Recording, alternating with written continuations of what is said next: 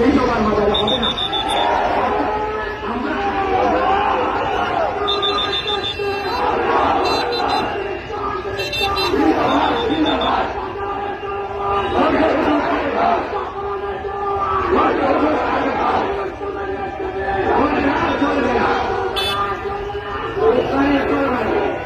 আলহামদুলিল্লাহ, আমার কথা আপনারা সবাই একমত।